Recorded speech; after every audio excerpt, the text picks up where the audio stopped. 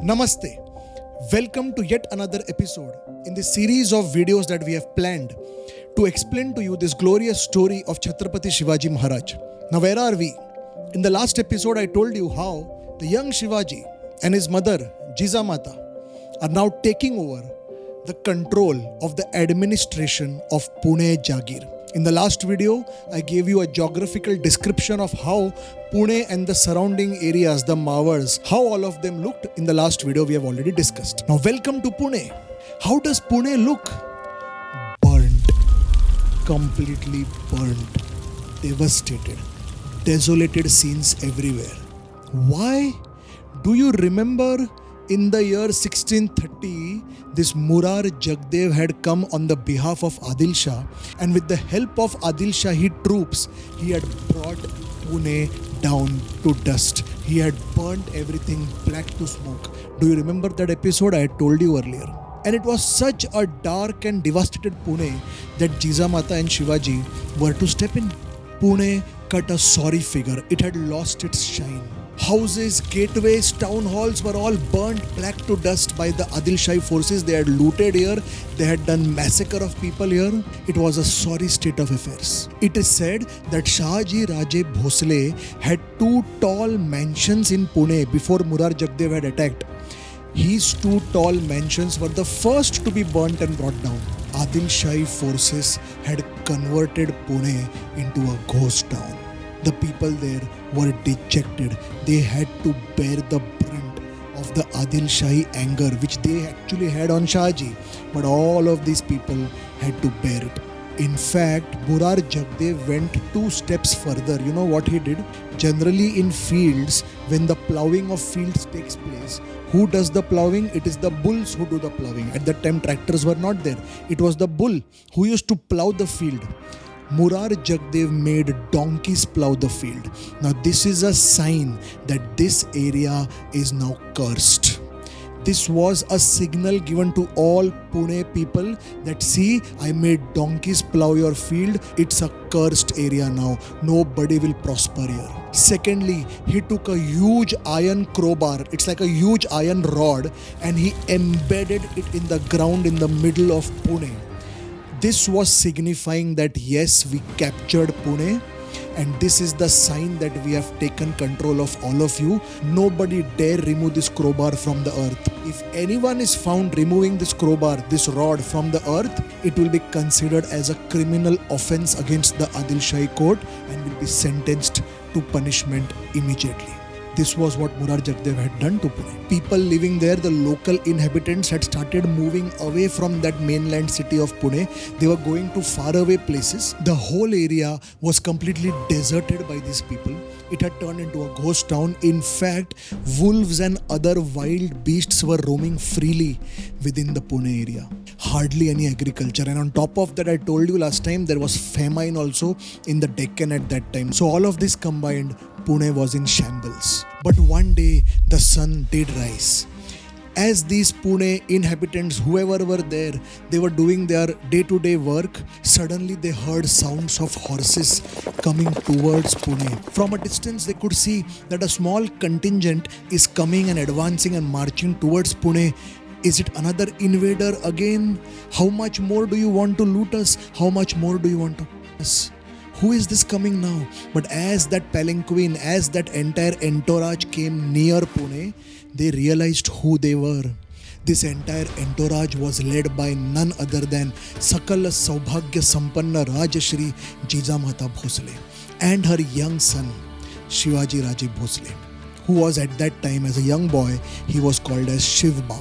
So Jijamata and Shivaji were leading this entire entourage. It was a small entourage, and they were coming towards Pune along with Dadoji Konddev. I hope you remember, Shivaji Raje Bhosle had assigned Dadoji Konddev to help Jijabai and Shivaji in the administration of Pune. This was a welcome change. The people there, of course, knew Jijabai. They knew because Shivaji Raje was there only. Their frightened hearts finally found a sense of security when they saw Maratha soldiers accompanying this entire group instead of the earlier Islamic invaders who had come with a very evil intent. Suddenly, a wave of positivity rushed through the entire area. the entire city started shining. In fact, it appeared as if the entire city was celebrating one event, the welcoming of Jizamata and Shivaji. But there was one problem. Where will Jizabai and Shivaji stay now?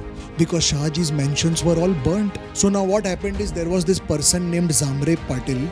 He welcomed Shivaji and his mother in his house and gave them a place to stay till the time their own house was rebuilt. So Shivaji and his mother now start living in Zamre Patil's house. And they were not alone. Shivaji was carrying with him his entire staff also. Cooks, ministers, suppliers, administrators, functionaries, every different areas, different staff was required. All of that entire entourage was there with Shivaji. And who was the chief of staff of this entire group?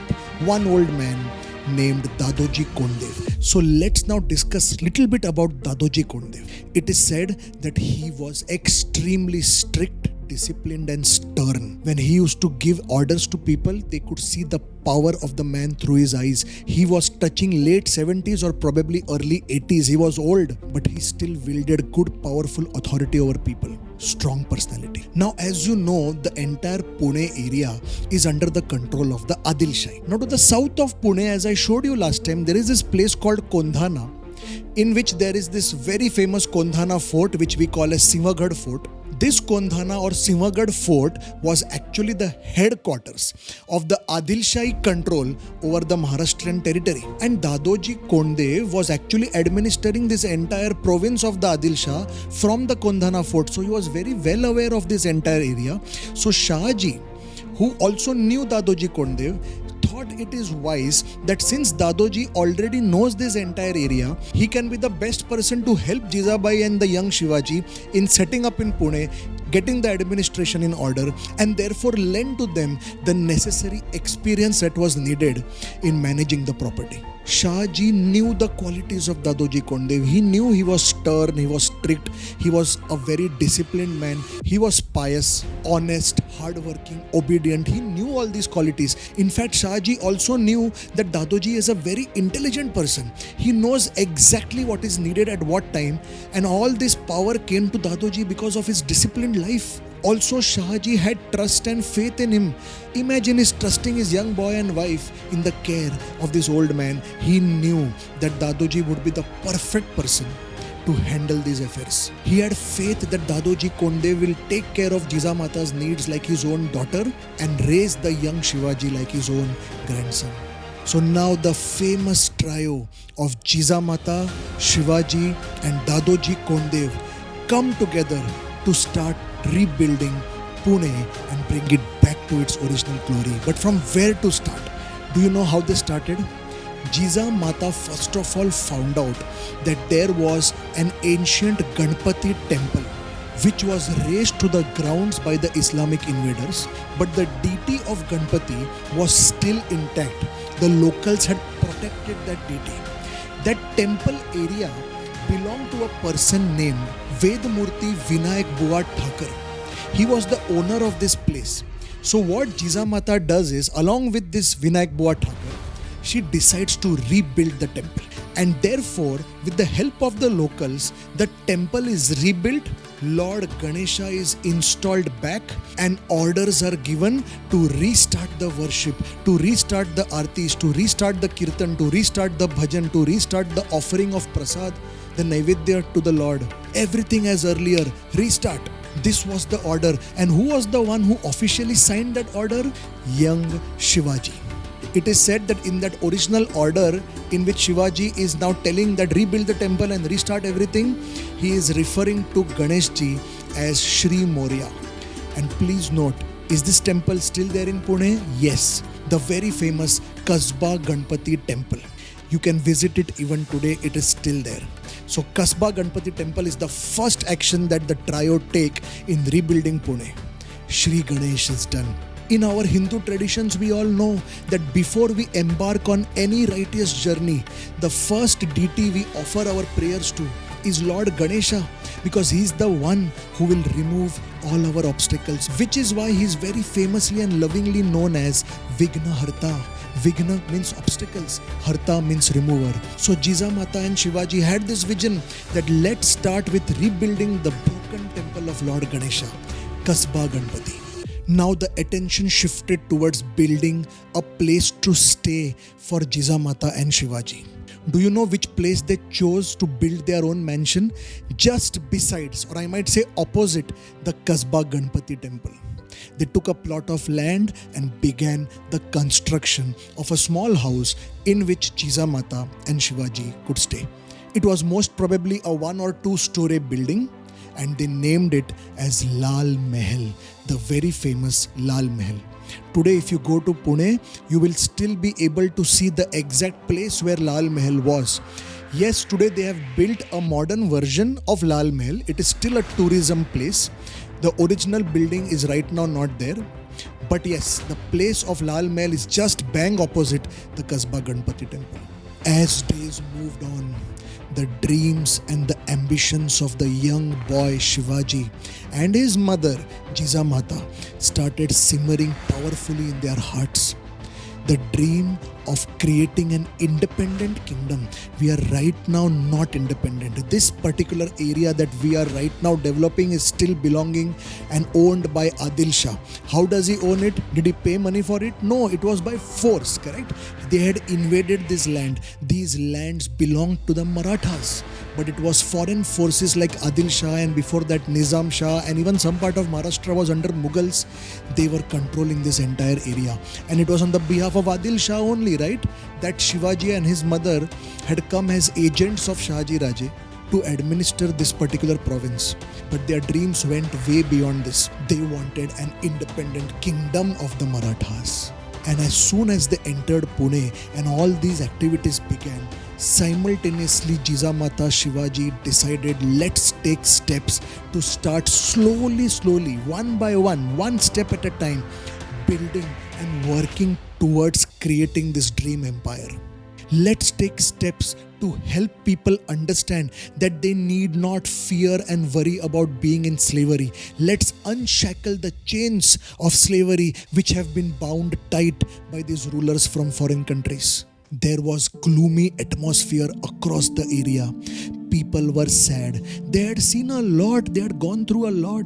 So much of loot, burning, killings, taking away of girls. All these things had happened. They have gone through a lot. So it's a lot of work now, both on the administrative front of creating an independent empire, at the same time taking all these people together with you, healing their wounds, being present there for them to understand their problems and make sure that no further harm comes to them, protecting them, giving them hope and taking them forward along with you. This entire mission was a humongous task, almost impossible to achieve, and that too by operating in the shadows of the Adil Shahi kingdom. You are right under the umbrella of Adil Shah and you're planning all this. It takes a lot of courage for a woman like Jizabai and for a young boy like Shivaji. But the young Shivaji and Jijamata decided, if not now, then when? If not they, then who? They had to take up these daring steps. They had to take steps that was to put their lives in danger. And they did it. Do you know what is the first daring act that they did?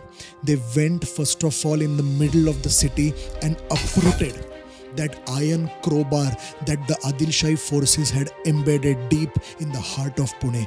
Uprooted it. It was a criminal offense, but they said to hell with it. We are here to stay and rule. They uprooted that iron bar. The whole Pune erupted with joy. They first time saw hope. And they started seeing a leader in the young boy, Shivaji. Now just one side fact, as Lal Mahel was built in Pune for Jijamata and Shivaji, Shahaji also built one mansion for himself in Bangalore and named it Lalit Mahel. So there is Lal Mahel in Pune and Lalit Mahel in Bangalore. Of course, Lalit Mahel is no longer there to see, it's all gone. But at that time, he had built this mansion. The news started spreading across Pune Jagir. People were being called, come to Pune. Let's rebuild this city. But the people had one big problem. Pune was infested with wild animals, especially wolves and tigers. They were afraid of these wild animals. So to solve this problem, Shivaji Maharaj waged his first war. The first war of Shivaji Maharaj was against these wild animals who were troubling the residents of Pune. He called a group of young men and told them, go out, find these beasts and them.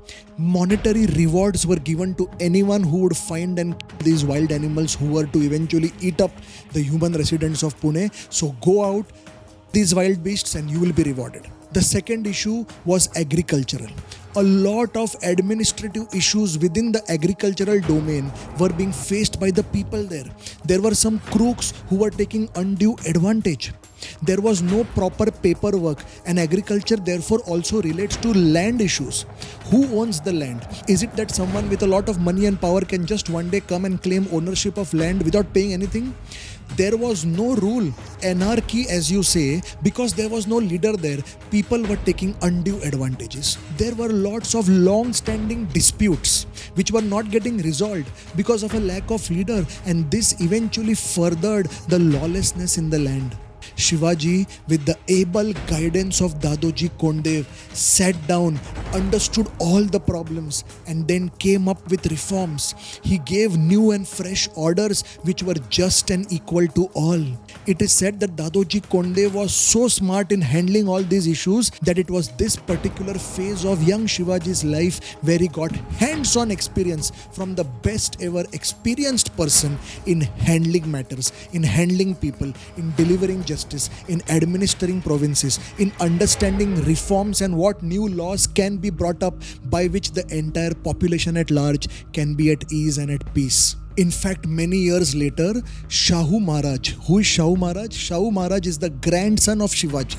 So many years later, there is one letter that Shahu Maharaj had written where he's telling about how in his family Dadoji Konddev was so much respected. I will read that one line for you.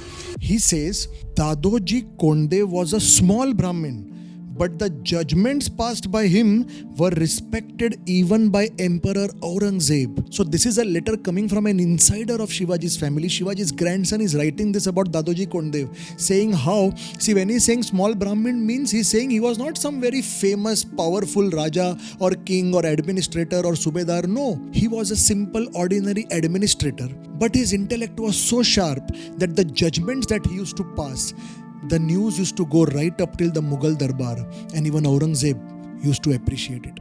Apart from this, there are 4 more letters found of Shivaji.